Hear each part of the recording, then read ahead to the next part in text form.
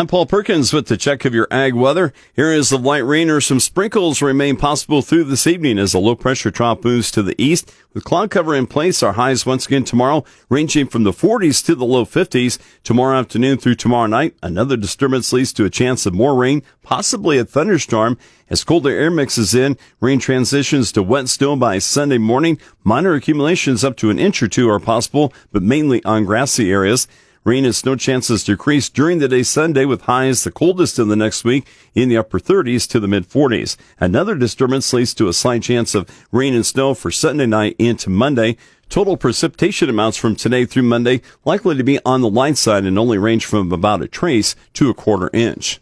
Highs warm to seasonal levels in the mid-50s to the mid-60s by Wednesday through Thursday. A stronger system bears some watching for rain and snow for Wednesday night into Thursday.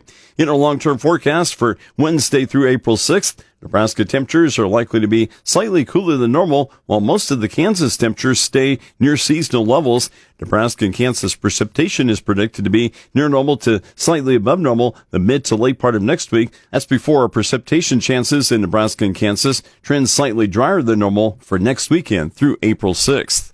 Key weather factors influencing the markets include the continuation of stormy weather in most of the U.S. and decreasing rains in Brazil. Through tomorrow, heavy rain maintains the threat of flooding in portions of the Mid-South and lower Midwest. The threat of severe thunderstorms featuring high winds, large hail, and isolated tornadoes peaks later today across the Mississippi Delta and nearby areas. A band of wet snow develops this late day or tonight in the Great Lakes region, mostly from northern Illinois to northern lower Michigan. For the Midwest, the wet weather likely to lead to some delays for early field work.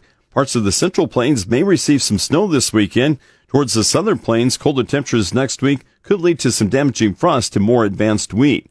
A larger storm late next week likely to miss the western areas of the Southern Plains once again, while other areas see just scattered rain.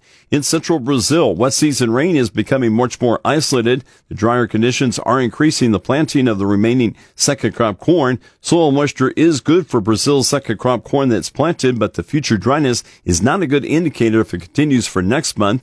Southern Brazil expects some rain, a benefit for immature crops. Northern Argentina will see scattered rain, heavy at times through tomorrow.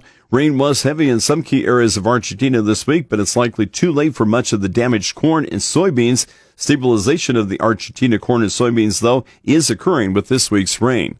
With the check of your ag weather, I'm Paul Perkins.